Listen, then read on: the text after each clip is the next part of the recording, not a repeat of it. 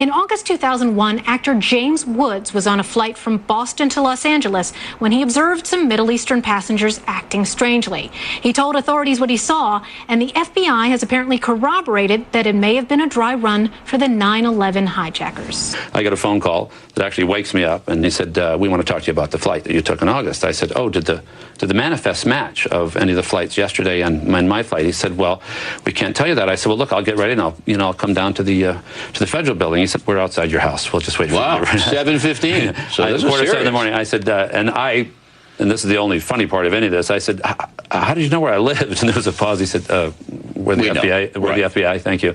So they came in, and I said, look, I'm dying to know, were these the guys? And he said, well, we've had 36,000 tips in one day.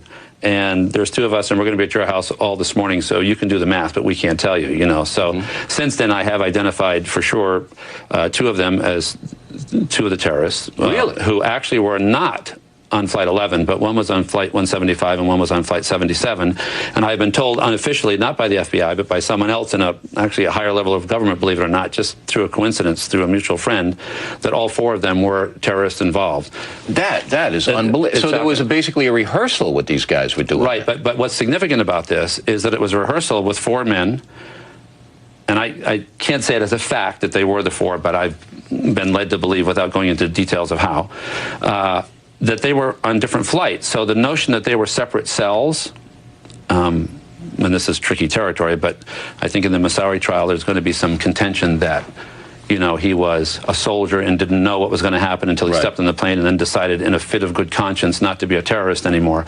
In fact, the fact that these two people were identified by myself and other people and were on the Boston-LA flight and ended up dying on two other flights of the four flights on September 11th shows that they were. What an amazing story. There was cross-collateralization. And this is the first time, I've never heard this. This is the first time you're telling the story. Yes.